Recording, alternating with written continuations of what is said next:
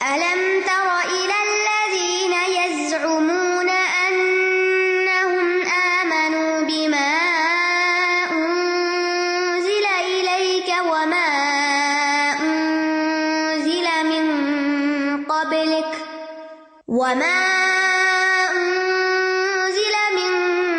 قَبْلِكَ يُرِيدُونَ أَن يَتَحَاكَمُوا إِلَى الطَّاغُوتِ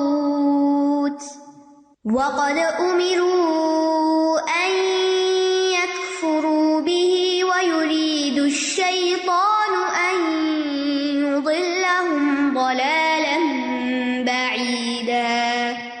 کیا آپ نے ان لوگوں کی طرف نہیں دیکھا جو دعویٰ تو کرتے ہیں کہ وہ ایمان لائے اس پر جو آپ پر اتارا گیا اور جو آپ سے پہلے اتارا گیا، مگر وہ چاہتے یہ ہیں کہ طاغوت کی طرف فیصلہ لے جائیں، جبکہ بلا شبہ وہ حکم دیے گئے تھے کہ اس کا انکار کر دیں، اور شیطان یہی چاہتا ہے کہ انہیں گمراہ کر دے، دور کا گمراہ کرنا۔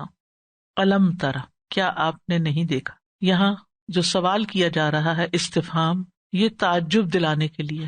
آپ نے دیکھا آپ نے ان لوگوں کو، یعنی کیا آپ ان لوگوں پر حیرت اور تعجب نہیں کرتے؟ اور اس میں طرح سے مراد آپ صلی اللہ علیہ وسلم بھی ہیں، اور یہ بھی ممکن ہے کہ یہ خطاب ہر اس شخص کے لیے ہے جو قرآن عزیز کا مخاطب ہے، یعنی جو بھی قرآن پڑھ رہا ہے، کہ تم نے دیکھا نہیں ان لوگوں کی طرف۔ اور یہاں دیکھنے سے مراد رؤیت نظری نہیں، بصری نہیں، بلکہ رؤیت قلبی ہے، یعنی غور کیا تم نے ان لوگوں کے حالات پر۔ یا دوسرا معنی بھی ہو سکتا ہے کہ کبھی دیکھنے میں آئے ایسے لوگ۔ کون؟ الذین، وہ لوگ، یزعمون، جو دعوے کرتے ہیں۔ جو زعم ہوتا ہے نا، یہ سچائی سے زیادہ جھوٹ کی طرف مائل ہوتا ہے، یعنی ایسی باتیں کرنا یو ڈونٹ مین اٹ، یعنی اندر اس کی سچائی نہیں ہوتی۔ جو دعویٰ کرتے ہیں انہم آمنو، کہ وہ ایمان لا چکے ہیں، بما انزل الیک، جو آپ کی طرف نازل کیا گیا، وما انزل من قبلک، اور جو آپ سے پہلے کے رسولوں پر اتارا گیا۔ لیکن عملی زندگی میں ان کا طریقہ کیا ہے؟ یریدون، وہ چاہتے کیا ہے؟ ان یتحاکموا الی الطاغوت، کہ اپنے فیصلے طاغوت سے کروائیں، طاغوت کے پاس فیصلے لے جائیں۔ پیچھے کہا کہ نا جب جھگڑا ہو تو پھر کیا کرو؟ اللہ اور رسول کی طرف جاؤ، تو وہ اللہ رسول کو چھوڑ کر طاغوت کی طرف جانا چاہتے ہیں، دعویٰ کرتے ہیں ایمان کا اللہ اور اس کے رسول پر، اور عملی زندگی میں ان کو چھوڑ کر کسی اور کی طرف جاتے ہیں۔ وقد امروا ان یکفروا بہ، اور حالانکہ انہیں حکم دیا گیا تھا کہ وہ اس کے ساتھ کفر کریں، انکار کریں۔ تو ایسے کون لوگ تھے جو اس طرح کے کام کریں؟ یہ کس کی روش ہو سکتی ہے؟ منافقین کی، یعنی یہ منافقین کا دعویٰ تھا کہ وہ ایمان کے دعوے کرتے تھے، قرآن پر ایمان کا دعویٰ، پچھلی شریعتوں پر ایمان کا دعویٰ، لیکن باہمی جھگڑوں میں وہ قرآن کو حکم نہیں بناتے تھے بلکہ طاغوت کو۔ تو جو شخص قرآن و سنت کو چھوڑ کر طاغوت کی طرف جائے، اور طاغوت کیا ہے؟ ہر وہ چیز جو قرآن و سنت کے مخالف ہو، اپوزٹ ہو۔ طاغوت کا کل ہم نے معنی پڑھا تھا نا، طاغی سے ہے اور سرکش، اور تا جو ہے مبالغے کے لیے ہے، بہت سرکش، حد سے بڑا ہوا۔ تو جو چیز شریعت کے خلاف جاتی ہے، اپوزٹ جاتی ہے، وہ دراصل سرکشی کی وجہ سے ہوتی کہ ہم نہیں اسے قبول کرتے۔ وَيُرِيدُ الشَّيْطَانُ أَن يُضِلَّهُمْ ضَلَالًا بَعِيدًا، اور شیطان کیا چاہتا ہے کہ ان کو بھٹکا دے، دور تک بھٹکانا، یعنی حق اور ہدایت سے بہت دور لے جائے۔ شیطان کس طرح بھٹکاتا ہے؟ وسوسے ڈال کے، برے اعمال کو مزین کر کے، اور جب انسان کسی غلط راستے پہ ایک قدم رکھ دیتا نا اور اپنا رخ اس طرف کر لیتا ہے، تو پھر ایک برے عمل کے نتیجے میں ایک اور نکل آتا ہے، اور ایک اور پھر انسان دور چلا جاتا ہے۔ ٹھیک ہے، یعنی ایک ہے صراط مستقیم جو سیدھا جاتا ہے، اور ایک ہے ڈائیورژن جو اس سے باہر نکال دیتا ہے آپ کو۔ جو لوگ ڈرائیونگ کرتے ہیں اچھی طرح اس بات کو سمجھتے ہوں گے کہ اگر آپ کو سیدھا جانا ہے ہائی وے پہ، اور جانے کی بجائے آپ غلط ایگزٹ لے لیں، تو پھر یہ تھوڑی ہوتا ہے کہ آپ نے لین ہی تو چینج کی تھی، پھر تو آپ ادھر ہی چل پڑے اور کہاں جا کے بہت دور نکل جاتے ہیں۔ بس یہی حال ہے یہاں کہ شیطان ان کو بہت دور نکال لے جاتا ہے، کیونکہ انہوں نے صراط مستقیم کو چھوڑ کر اپنا تھوڑا سا ہی رخ بدلا تھا اور دور نکل گئے۔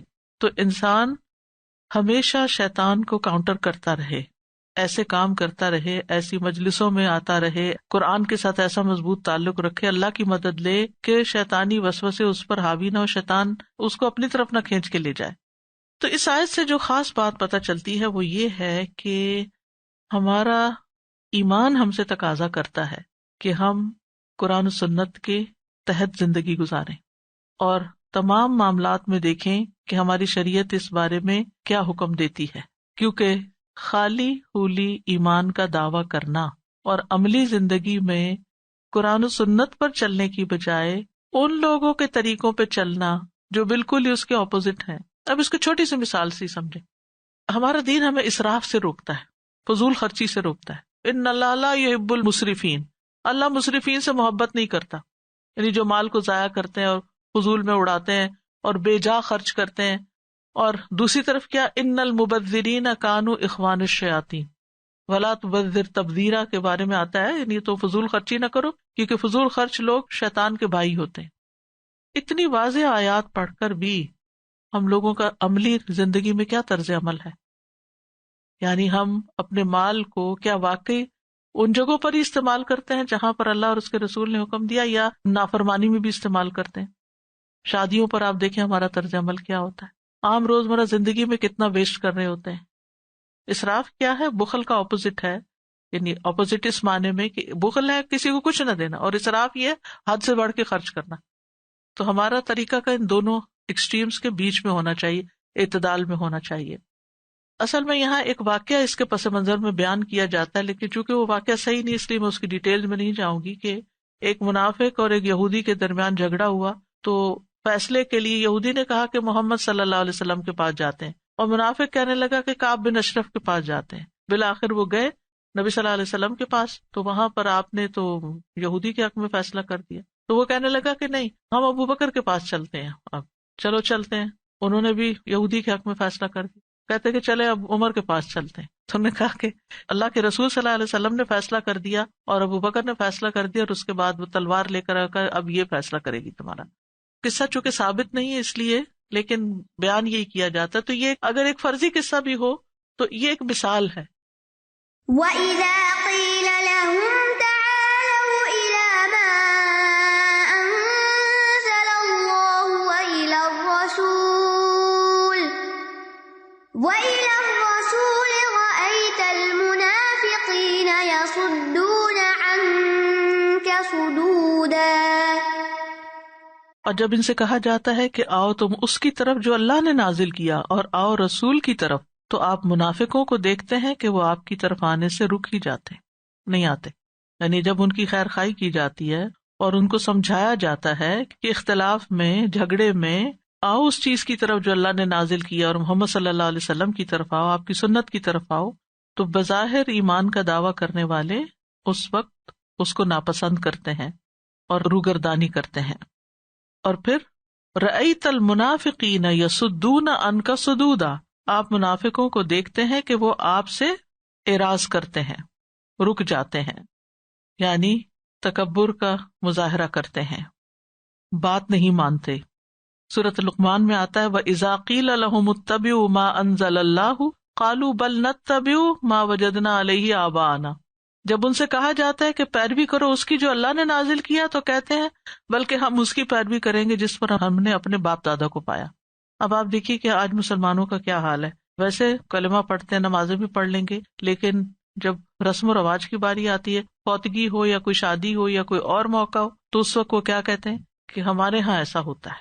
یعنی واضح سنتوں کو پیچھے کر کے ہمارے ہاں سے مراد یہ ہمارے آبا و اجداد یہ سب کچھ کرتے رہے تو ہم تو اسی طریقے پر چلیں گے. اس کے برعکس سچے مومن کیا کہتے ہیں؟ انما کان قول المؤمنین اذا دعوا الی اللہ ورسولہ لیحکم بینہم ان یقولوا سمعنا واطعنا واولئک هم المفلحون. یہ سورۃ النور کی آیت ہے.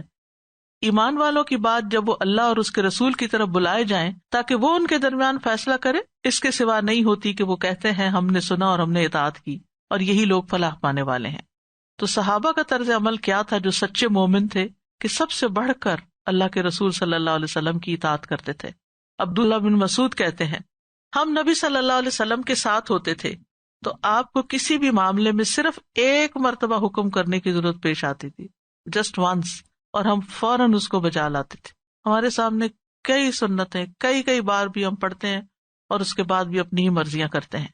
ابو جری کہتے ہیں میں نے ایک شخص کو دیکھا کہ لوگ اس کی بات خوب سنتے ہیں، مانتے ہیں، جو کہتا ہے فوراً قبول کرتے ہیں.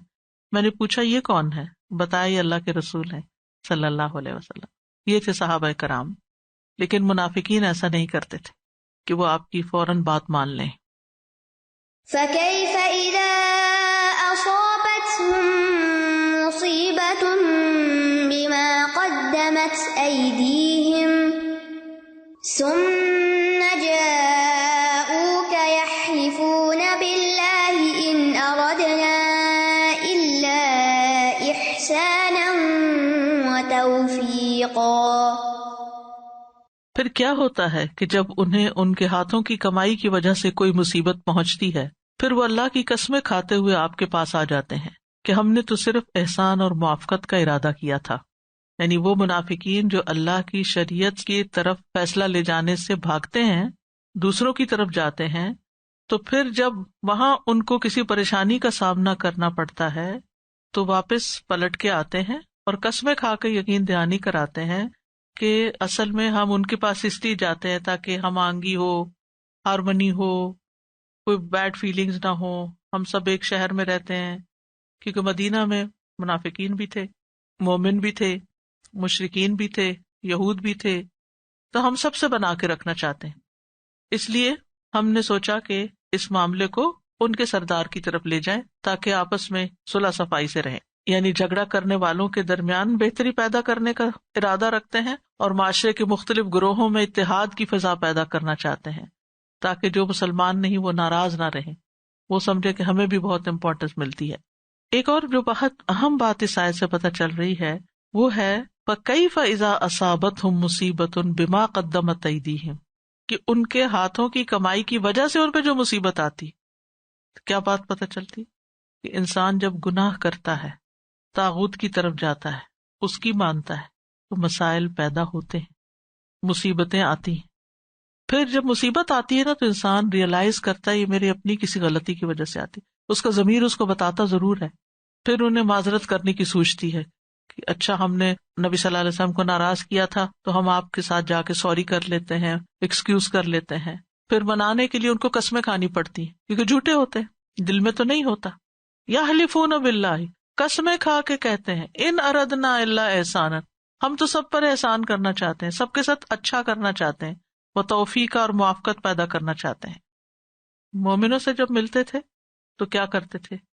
وَإِذَا لَقُوا الَّذِينَ آمَنُوا قَالُوا آمَنَّا، تو یہ ہے احسان. اور جب اپنے شیطانوں سے ملتے ہیں تو پھر کہتے ہیں اِنَّا مَعَكُمْ إِنَّمَا نَحْنُ مُسْتَهْزِئُونَ.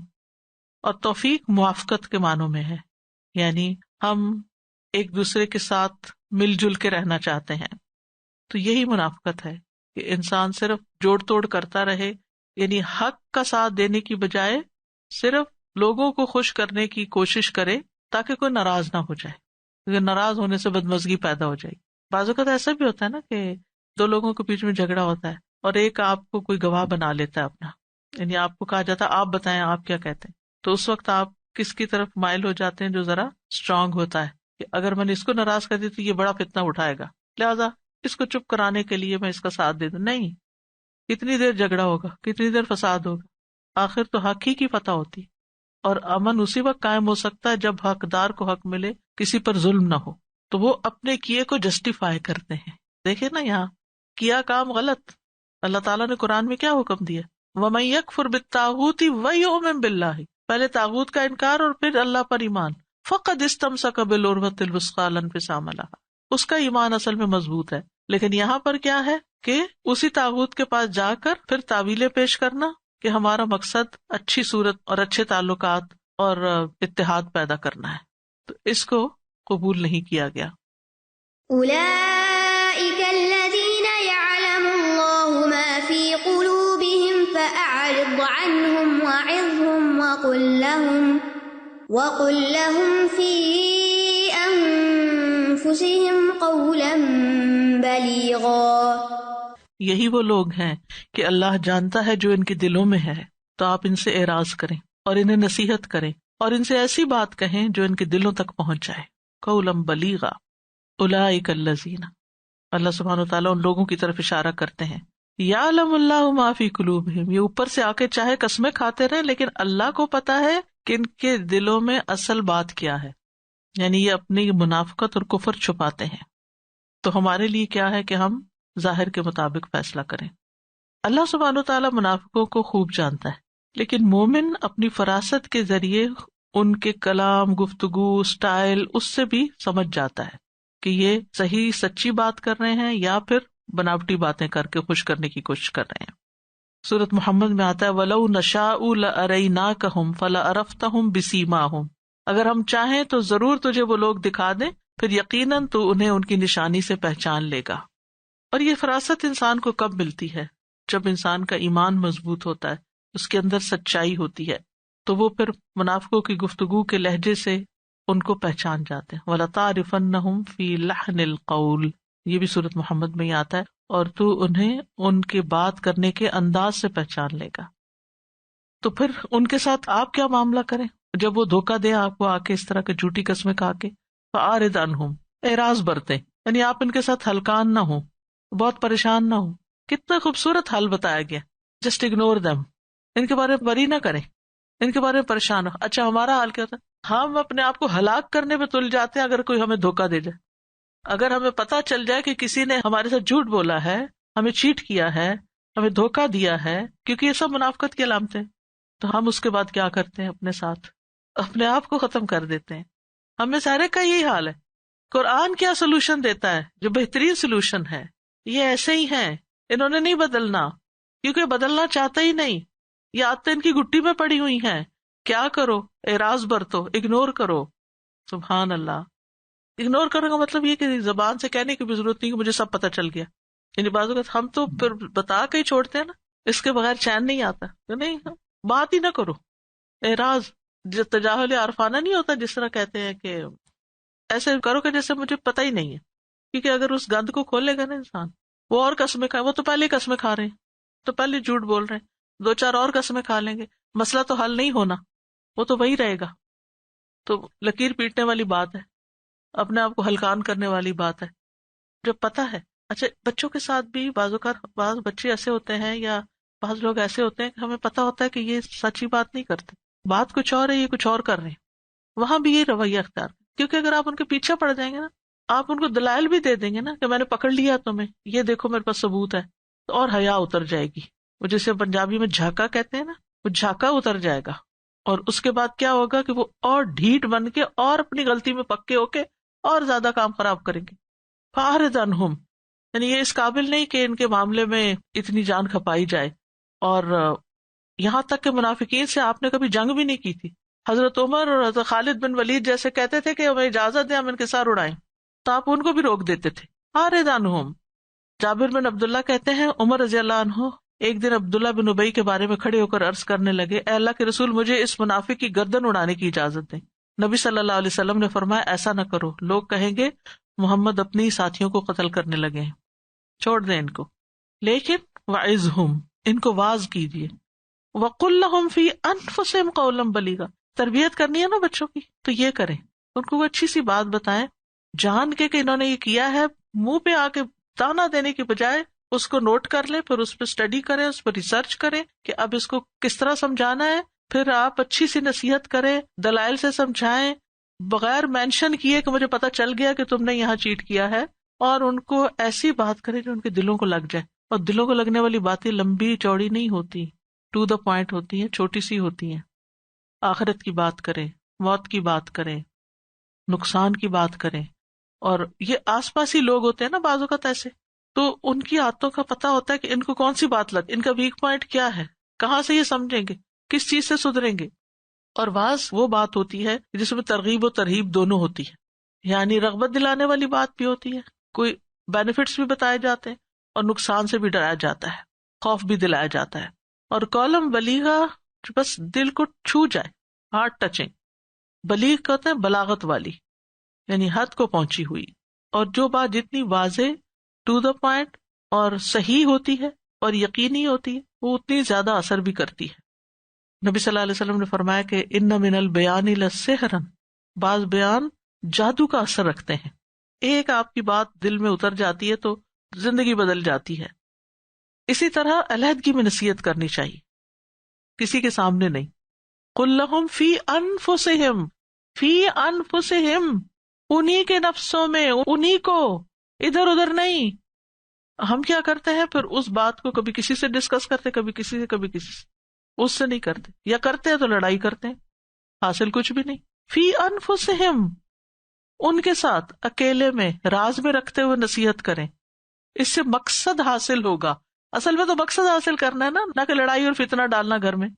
تو اس آیت سے یہ بات پتہ چلتی ہے کہ کوئی بھی گناہ گار ہو یا غلطی کر کے آیا ہو تو اس سے اعراض کیا جائے، خیر خواہی کی جائے، یعنی خیر خواہی ضرور کی جائے، کیونکہ ایسے بندے کے ساتھ تو پھر ہم خیر خواہی کرنا بھی نہیں چاہتے. لیکن قرآن کیا کہتا ہے؟ خیر خواہی کرو، پوری اچھی طرح نصیحت کرو جس سے مطلوب حاصل ہو جائے. وما أرسلنا من رسول إلا ليطاع بإذن الله ولو أنهم إذ ظلموا أنفسهم جاءوك فاستغفروا الله واستغفر لهم الرسول لوجدوا الله توابا رحيما. اور نہیں بھیجا ہم نے کوئی بھی رسول مگر اس لیے کہ وہ اللہ کے اذن کے ساتھ اطاعت کیا جائے، اور اگر یہ کہ جب انہوں نے اپنی جانوں پر ظلم کیا تھا وہ آپ کے پاس آ جاتے پھر اللہ سے بخشش مانگتے اور رسول بھی ان کے لیے بخشش مانگتے تو ضرور وہ اللہ کو بہت توبہ قبول کرنے والا، نہایت رحم کرنے والا پاتے. وما ارسلنا من رسول الا لیطاع باذن اللہ، جو رسول بھی ہم نے بھیجا ہے اسی مقصد کے لیے بھیجا ہے کہ اس کی بات مانی جائے اللہ کے اذن سے. اذن دو طرح کا ہوتا ہے، ایک ہوتا ہے اذن شرعی اور ایک ہوتا ہے اذن کونی قدری. کونی قدری تو نافذ ہو کے رہتا ہے، جیسے ارادہ. شرعی سے مراد یہاں جس چیز کا اللہ نے حکم دیا نا اس کے مطابق، یعنی ہم نے اپنے رسولوں میں سے جو بھی رسول بھیجا ہے وہ اس لیے بھیجا ہے کہ اللہ تعالیٰ کے حکم اور اس کے فیصلے کے مطابق بھی، اذن اللہ کا مطلب کیا؟ اللہ کے حکم اذن کے مطابق اس رسول کی بات مانی جائے. پیچھے بھی اسی بات کی طرف پھر تاکیداً دہرایا گیا. اور اگر انہوں نے اپنی جانوں پہ ظلم کر لیا، کوئی گناہ کر لیا، تو پھر اس کا حل کیا تھا؟ پہلے تو رسول صلی اللہ علیہ وسلم کو بتایا گیا کہ ایسے لوگ آپ کے پاس آئے تو آپ کیا کریں. تو اب وہ جو ظالم ہیں ان کو بتایا جا رہا ہے، سمجھایا جا رہا ہے کہ وہ کیا کریں، وہ آپ کے پاس آ جائیں، اللہ سے بخشش مانگے اور آپ سے بخشش کی دعا کروائیں اپنے لیے، تو اللہ سبحانہ وتعالیٰ ان کو معاف کر دے گا. منافقت ہو، فسق ہو، کفر ہو، کچھ بھی ہو، اللہ معاف کرنے والا ہے. یعنی اے رسول صلی اللہ علیہ وسلم، جن لوگوں نے بھی گناہ کر کے اپنی جانوں پہ ظلم کیا ہے وہ آپ کی زندگی میں آپ کے پاس آ جائیں، توبہ کریں اور آپ بھی ان کے لیے استغفار کریں تو اللہ تعالیٰ ان کو معاف کر دے گا. اور یہاں ظلم اگر پچھلی آیات کے کانٹیکس میں لیا جائے تو وہ طاغوت کی طرف جانا ہے، اور ادروائز کوئی بھی بڑے سے بڑا گناہ، کبیرہ گناہ. اور یہاں اللہ سبحانہ وتعالیٰ کی دو صفات بیان ہوئی ہیں، ایک تواب اور ایک رحیم. تواب کیا ہے؟ جس میں دو چیزیں ہیں، ایک یہ ہے کہ اللہ تعالیٰ توبہ کی توفیق دیتا ہے، اور دوسرا یہ ہے کہ اللہ تعالیٰ توبہ کرنے والے کی توبہ قبول کرتا ہے. اور تواب فعال کے وزن پر ہے، بہت زیادہ توبہ قبول کرتا ہے. اور رحیم، رحمت دو طرح کی ہے، رحمت فرمان، ایک عام رحمت ہے اور ایک خاص رحمت ہے. عام رحمت ساری مخلوق کے لیے ہے، مومن، کافر، نیک، بد، سب کے لیے، لیکن یہ صرف دنیا کی حد تک ہے. اور ایک خاص رحمت ہے جو صرف مومنوں کے لیے، اور یہ آخرت کے لیے. وَكَانَ بِالْمُؤْمِنِينَ رَحِيمًا، اور یہ رحمت دین دنیا دونوں میں ہوتی ہے، آخرت میں بھی ہوتی ہے. یہاں پر آپ دیکھیے کہ ایک تو رسول صلی اللہ علیہ وسلم کی اطاعت کی بات پھر کی گئی ہے کہ ہر رسول کو ہم نے اس لیے بھیجا کہ اس کی بات مانی جائے، اس پہ غور کریں. رسول کیوں آیا؟ یہ جو لوگ حدیث کا انکار کرتے ہیں اور نبی صلی اللہ علیہ وسلم کی بات نہیں مانتے، ان سے پوچھا جائے پھر رسول کس لیے آئے تھے؟ نہ ہم نے ان کی سیرت پڑھنی ہے، نہ ہم نے ان کی حدیث پڑھنی ہے، نہ اس کے اوپر عمل کرنا ہے، تو وہ آئے پھر کیوں تھے؟ اور اللہ تعالیٰ حکم دے رہا ہے کہ ہم نے رسول بھیجے ہی اس لیے کہ ان کی بات مانی جائے. سورۃ الحشر میں آتا ہے وَمَا آتَاكُمُ الرَّسُولُ فَخُذُوهُ وَمَا نَهَاكُمْ عَنْهُ فَانْتَهُوا، اور جو کچھ تمہیں رسول دیں وہ لے لو اور جس سے روکے رک جاؤ. اور پھر فرمایا قُلْ إِن كُنتُمْ تُحِبُّونَ اللَّهَ فَاتَّبِعُونِي يُحْبِبْكُمُ اللَّهُ. اللہ کی محبت کے دعوے تو سب کرتے ہیں، اگر تم واقعی اللہ سے محبت کرتے ہو تو رسول کا اتباع کرو، تب اللہ تم سے محبت کرے گا. زہری کہتے ہیں ہمارے جو علماء گزر چکے وہ کہا کرتے تھے سنت کو مضبوطی سے تھامنے میں ہی نجات ہے، علم کو بڑی تیزی سے قبض کر لیا جائے گا، بس علم کی ترقی دین و دنیا کا قیام ہے، اور علم کا اٹھ جانا ان سب کا چلے جانا ہے. ابو عثمان نیشا پوری کہتے تھے جس نے اپنی جان پر قول اور فعل کے اعتبار سے سنت کو امیر بنایا وہ حکمت کے ساتھ بولے گا، اور جو خواہش کو امیر بنا لیتا ہے وہ بدعت کے ساتھ، اور سنت کو چھوڑنا جو ہے یہ گمراہی کا سبب ہے۔ ابو ایوب السختیانی کہتے ہیں کہ جب تم کسی شخص سے سنت بیان کرو اور وہ کہے اسے چھوڑ دو اور ہم سے صرف قرآن بیان کرو تو جان لو وہ گمراہ ہے اور گمراہ کرنے والا ہے، گمراہ ہے اور گمراہ کرنے والا ہے۔ سنت کو چھوڑنے والا دراصل قرآن کو اپنی مرضی سے انٹرپریٹ کرنا چاہتا ہے، اپنی مرضی سے اس کی تعویل کرنا چاہتا ہے، اپنی خواہش کے مطابق اس کو ڈالنا چاہتا ہے۔ لیکن اگر کوئی سنت کا انکار کرتا ہے تو پھر نبی صلی اللہ علیہ وسلم پر ایمان کا کیا مقصد رہ گیا؟ آپ نے فرمایا من لم یعمل بسنتی فلیس منی، جو میری سنت پر عمل نہ کرے پس وہ مجھ سے نہیں۔ ایک اور جگہ پر فرمایا میری ساری امت جنت میں داخل ہوگی سوائے ان کے جنہوں نے انکار کیا۔ صحابہ نے عرض کیا یا رسول اللہ انکار کون کرے گا؟ آپ نے فرمایا جو میری اطاعت کرے گا وہ جنت میں داخل ہوگا اور جو میری نافرمانی کرے گا تو تحقیق اس نے انکار کیا۔ آج کل ہر بندہ چاہے وہ علم والا ہے یا نہیں ہے، اس نے ایک بات پکڑ لی ہے کہ جو حدیث جو ہے ہماری عقل کو لگے گی ہم اسی کو مانیں گے۔ بات یہ ہے کہ عقل وہی کتابیں ہے یا وہی عقل کتابیں ہیں، یعنی معیار کیا ہے؟ اور قرآن میں کہیں ہمیں یہ حکم دیا گیا ہے کہ تم رسول کو چھوڑ کر اپنی عقل کی بات کرنا؟ اور استاد یہ بھی کہتے ہیں کہ قرآن کے مطابق حدیث ملے تو لے لو اور قرآن سے ٹکرا رہی ہو تو پھر آپ کی عقل میں نہیں نہ آ رہی وہ کہ اس کی موافقت کیسے ہو سکتی ہے۔ کوئی حدیث ایسی نہیں کہ جس میں قرآن میں کام کرنے کا حکم دیا گیا اور وہاں کہا گیا یہ نہ کرو۔ ایک استاد یہ جہاں آپ نے مینشن کیا نا ان اللہ کان سمیعا بصیرا، کہ اللہ سبحانہ و تعالیٰ سب کچھ سنتا ہے، کتنی حیات یہ۔ بس اللہ تعالیٰ ہمیں یہ احساس دے دے کہ ہمیں یہ یاد رہا کرے کہ وہ سمیع بصیر ہے۔ جی امانتوں نے تو بہت ہی ہلا کے رکھ دیا۔ اب جب سے تو تھوڑا سا سمجھ میں آیا دین اور تھوڑے سے کانشیس ہوئے تو ذرا دھیان رکھتے ہیں، لیکن جو پہلے گزر چکا اس کے لیے پھر کیا کریں، یاد بھی نہیں ہے کس کے بس لیے۔ اب توبہ کر لے انسان۔ یہ جو صدقہ خیرات ہے اور یہ ساری چیزیں اسی وجہ سے ہی رکھی گئی ہیں نا، تاکہ ایسی چیزوں کا کفارہ بھی ہو، بھول چوک کا اور ناسمجھی کا۔ استاذہ میں تو ضرور بولوں گی کہ آج کل بچوں نے نا والدین کی کمریں ہلا دی ہیں، ریلی مطلب یو کین ناٹ امیجن ایک دن میں وہ کتنے طوفانوں سے گزرتے ہیں۔ تو یہ بہت ہی پیاری بات ہے کہ اللہ سبحانہ و تعالیٰ کتنے پیارے طریقے سے گائیڈ کریں کہ عارت اور قولاً بلیغہ کریں اور اکیلے میں نصیحت کریں۔ اگر ہم مائیں یہ کرنے لگ جائیں نا تو آسان ہو جائے۔ استاذہ جی اسی تربیت کے حوالے سے بات میں کرنا چاہ رہی تھی کہ یہاں پہ رہ کے ہمیں لگتا ہے کہ بہت مشکل کام ہے، لیکن مجھے اپنے زمانے میں بھی یاد ہے کہ ہماری بھی مائیں ہمیشہ فکر مند ہی ہوتی تھی۔ اسکول کالج سے کبھی دیر ہو جائے تو مائیں باہر گلی تک آ کے ویٹ ہو رہا ہے کہ کہاں گئی بچیاں۔ ہمارے زمانے میں بھی خراب لڑکیوں کا ایک گروپ ہوتا تھا جو بنک کر کے جاتی تھی۔ Like parenting is always been a test. تبھی تو اتنے بڑا اجر ہے۔ میں کتاب پڑھ رہی تھی سید الخاطر کا ترجمہ دل کی دنیا، ابن الجوزی کی، جن کی منہاج القاصدین ہے، تو وہ اپنے دور کے بارے میں لکھ رہے تھے کہ وہ میرا کسی سے جھگڑا ہو گیا تو اس نے رشوت دی اور جج کو اپنی طرف کر لیا، اور میں حیران ہو گئی۔ اور وہ ایسی ایسی باتیں لکھتے ہیں کہ انسان حیران ہوتا ہے کہ وہی لوگ آج بھی ہیں جو اتنے 100 سال پہلے تھے۔ انسانوں کی نفسیات تو وہی ہے۔ السلام علیکم ورحمۃ اللہ وبرکاتہ۔ ساتھ میں سوچ رہی تھی کہ ابھی اس میں نصیحت کا آیا کہ آپ نصیحت کرو، چاہے وہ بچہ ہے چاہے وہ کوئی بھی ہے۔ تو آج کل مسئلہ یہ ہے آپ کسی کو نصیحت کرو نا، وہ آگے سے کیا بولتے ہیں، دیکھا جائے گا، جو ہوگا دیکھا جائے گا۔ یہ اس آج بات کل کو سنی انسنی کر دیں۔ ہاں یہ آج کل بہت ایک کامن سی لائن ہو گئی ہوئی ہے۔ کوئی بات نہیں، کوئی کہتا رہے اس کو تو آپ نے دل پہ لینا ہی نہیں نا، وہ کہے۔ لیکن پتہ کیا ہے، یہ کہنے والے بھی تنہائی میں ضرور سوچتے ہیں، وہ آپ کے منہ پہ کہہ دیتے ہیں لیکن بعد میں سوچتے ہیں۔ ہم اپنا فرض پورا کریں، ان کا اخلاق رویہ ان کے ساتھ۔ چاچا یہ ابھی جو انہوں نے بات کی ہے کہ بچے ہمیشہ سے چیلنج ہوتے ہیں، یہ بالکل صحیح بات ہے، لیکن مطلب دیکھیں جب ہماری مائیں باہر بھیجتی تھی تو پریشان ہوتی تھی، گھر میں جب سمیٹ کے آ جاتے تھے تو بچے اپنے سینے کے ساتھ ہوتے تھے۔ اب نہیں ہوتے استاذہ، اب بہت ڈراؤنی، یعنی واش روم جاتے ہیں پریشانی ہے، بیڈ روم جاتے ہیں پریشانی ہے، کچن میں جاتے ہیں پریشانی ہے۔ مطلب عارض عنہم کریں لیکن ان کو کس طریقے سے بچائیں ہر لمحے کی چیلنجز سے۔ دیکھیے پھر ہر وقت نہیں نا پیچھے پڑے، ایک وقت مقرر کریں، ایک طرف لے کے بیٹھیں، بس اس وقت بات کریں، کیونکہ اگر ہر وقت کریں گے نا تو اپنی جان ہلکان کیے رکھیں گے، اور ہر وقت پیچھا کرنا، ہر وقت تجسس کرنا، یہ بھی نقصان دہ ہے۔ چھوڑ بھی دیں ان کو۔